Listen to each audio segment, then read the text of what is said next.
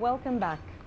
And we're going to start with the first segment, which is a political overview of the week. And we have Egypt's President Abdel Fattah el-Sisi gave his monthly speech to the nation on Tuesday to discuss the domestic and international developments. And el-Sisi discussed corruption, terrorism, and problems occurring in the administrative authority of Egypt. He also tackled regional issues and relations with African countries. Sisi spoke about prices highs, Egypt's security situation, frequent power cuts in the country, energy subsidies, and the virus C treatment. The monthly speeches started in March and are broadcasted on the Egyptian state channel, as well as a number of private channels. And we have joining us today Dr. Ahmed Mahanna, the political analyst, who will be talking to us and analyzing the whole week in an overview.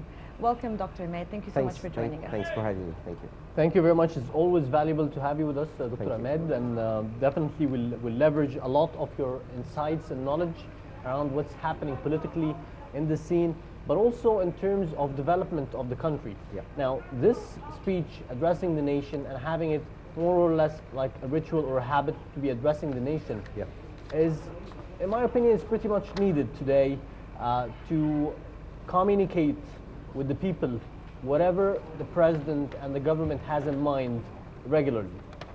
Now, at this stage, how are you seeing this ritual or bringing in this, like a culture of continuous communication?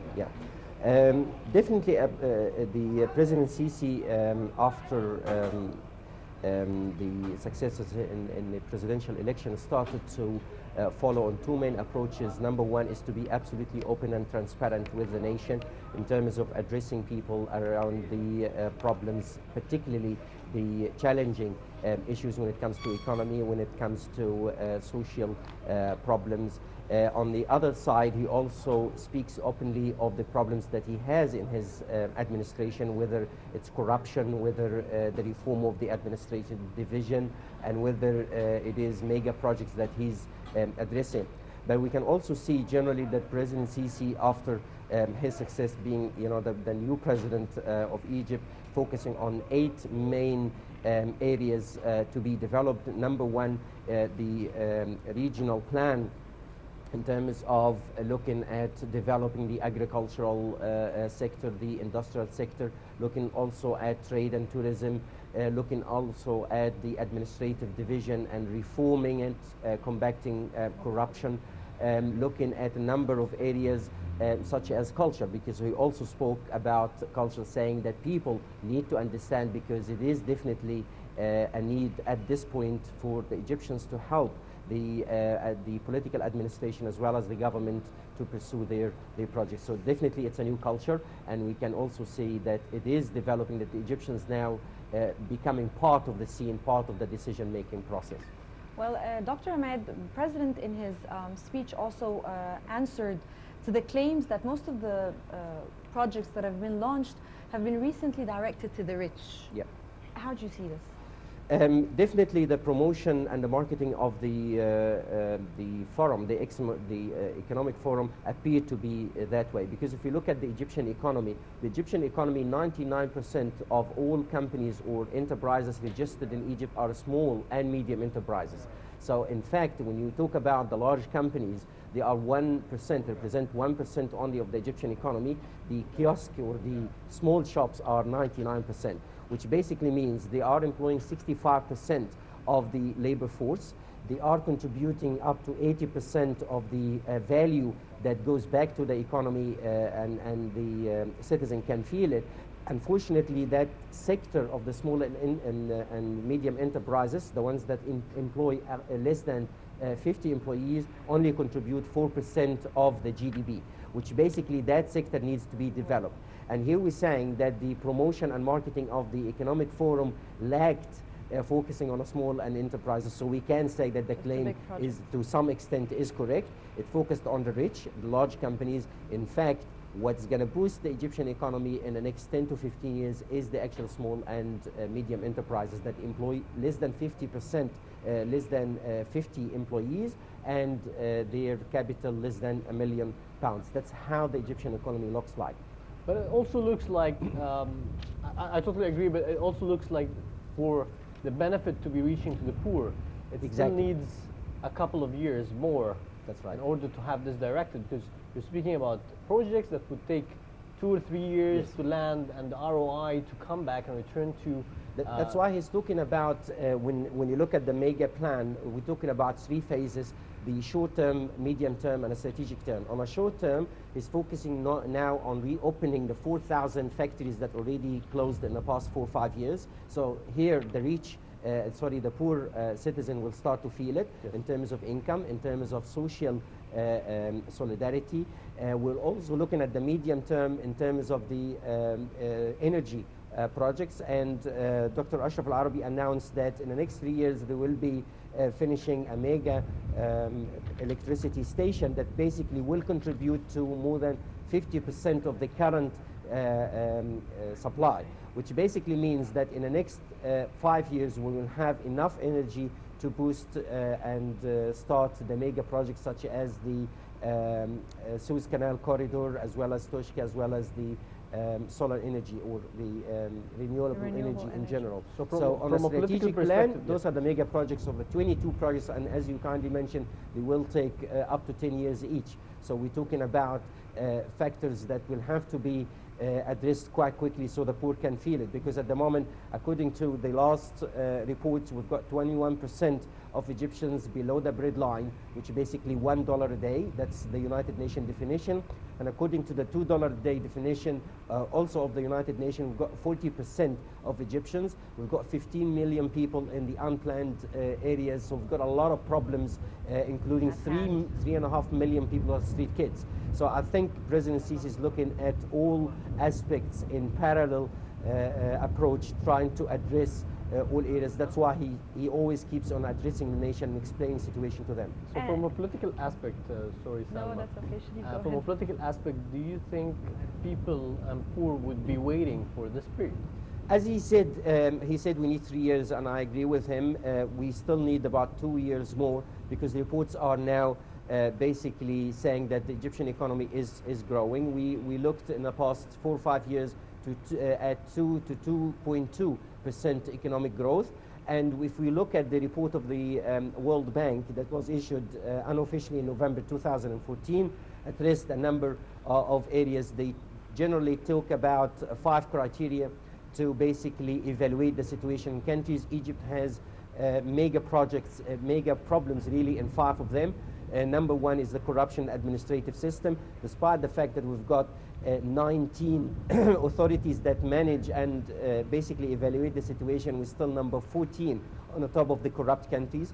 We're talking about the administrative system. We've got 6.5 million people basically with the cost of 209 billion Egyptian pounds, which basically 26% of the actual deficit.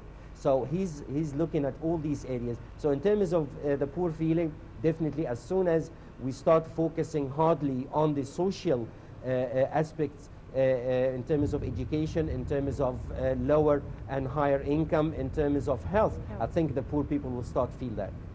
Well, Dr. During the speech, the President gave special thanks in particular to the people of Sinai. That's right. Of course, with everything that's been going on there. How do you see this as well? Definitely the people of Sinai and their support have always been witnessed and seen by the entire Egyptian nation, not just today, but since 1956. The attack on Egypt after the nationalization of the Suez Canal, and they've always been very giving to Egypt, the motherland. And I think during the era of Mubarak, I think they've been ignored quite a lot in terms of development, in terms of having their say in the decision making when it comes to Sinai.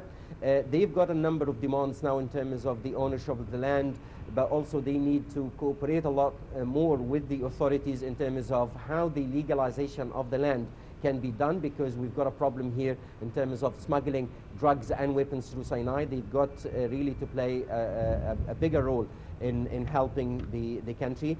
Based on the fact that according to the peace treaty, we're really kind of surrounded by a number of articles, let's say, in terms of how many soldiers we can use and the security aspect in Sinai. So definitely we cannot deny, and no Egyptian can deny the giving of the people of Sinai. And I think with the Suez Canal corridor and the development of Sinai in a mega project that will be implemented during 2011 to 2060, the 50 years. I think they will see a lot more development, and they will have a lot more participation in the decision making when it comes to Sinai and their living. Yeah. Interesting. So, looking at the project, the current projects today and the current challenge, because it is increasing, do you think the government underestimated the type of challenge? Because it's a year. Yep. And people's expectation would be after a year, the Suez Canal opening, return of investment, better lifestyle. People demands and dreams have been lingering ever since the 25th of January revolution. So do you think the government did not underestimated the challenges and hence did not communicate correctly, because waiting for another 3 years might be shocking for a lot of people? Absolutely. Let me go back to the speech of Tony Blair during the Economic Forum, and he said he always used to make use of the experts outside the administrative system. The problem in Egypt that you've got a gap between the people that are currently in the administrative system and the people, the experts outside, particularly youth. That you don't make use of them. Absolutely. So number one, you don't make use of them. Number two, we've got a difference in speed. So, for example, we've got problems now with the one window of the investment. It hasn't been implemented at this moment. The law of investment, unified law of investment and unified law of the civil servants, until now the implementation articles have not been issued. So the fact here, we've got a difference in speed. And I honestly see that President Sisi in most situations work on his own. You've got a lot of people in government that are still making How about statements. The ministers? We've got a people that are still living Why is it the president himself? I mean, it's not the job actually, to be honest, because to we be don't have a country to look into things in person. That's why he has ministers. Absolutely. The fact here, I had a say on this. President, the minister, the prime minister, Mr. Mahlib, we find him a lot of the time on the street. Yes. Now you've got 6.5 million people that work with you. You've got one of two things. You either cannot manage them, or you're unable to manage them, or these people don't know what they're doing. So the fact here, as I mentioned earlier, they are costing the government or costing the country 209 billion Egyptian pounds, which is 26% of the actual budget.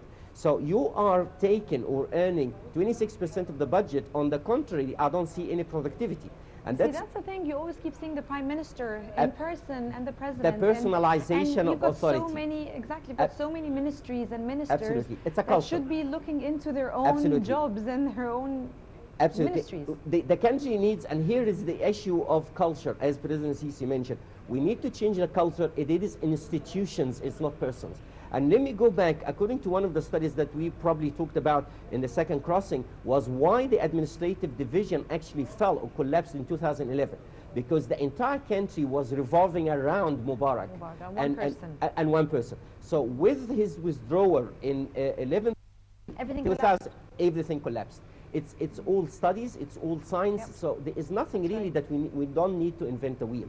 We need to build institutions. Are we doing something about this, Doctor? President Sisi is doing that. Unfortunately, he is again pushing the civil servant law, because the civil servant, the 18 for 2015, focus on appointment and the promotion. And this is where you find a lot of problems. So in terms of going back onto the proper implementation of projects, why Egypt hasn't been implementing since 1998, and we hear about an economic reform with Mubarak. Nothing happened, and until now. In 1981, the poverty rate was 16.5%. Now the poverty rate is 40%, so we're actually getting poorer. The illiteracy rate was 21% in 1981. Now it's 42% illiteracy rate. So we actually going backwards. And that basically means one thing that we haven't been doing is appointing the right people in the right place. Unfortunately, still a few days ago, you find the Minister of Justice talks about injustice quite clearly, saying the farmers' kids will not get into the justice system. It's an absolute apartheid.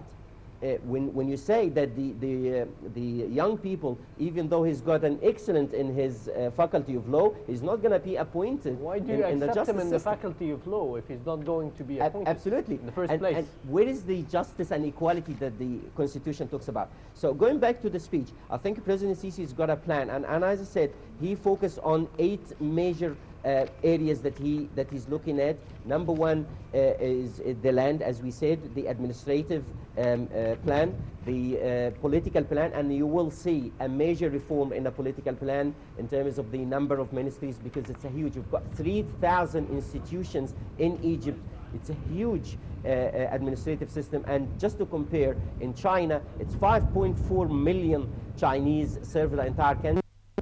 For 1 employee for 400 citizens. In Egypt, 1 employee for every 13 citizens. So we're definitely going to see a lot of changes in the next few months. Serving 13. So tomorrow is better. Tomorrow is better, but we need the Egyptians now to have a say in the decision-making process and to participate. Well, we hope, Dr. Ahmed, this actually happens and takes place, and that the Egyptian people understand that they themselves have to change. Absolutely. For everything to move on and to get a better build life. Institutions. We don't want to say the president did this and did that. We need to help the them. people, exactly. Absolutely. It's not we just need the to president. change. Absolutely. Well, we'd like to thank you very much, Thank Dr. you. Ahmed Mahanna, the political analyst. Thank you so much, and that was very interesting. And we're going to go on a very short break, and we'll be right back. So stay with us.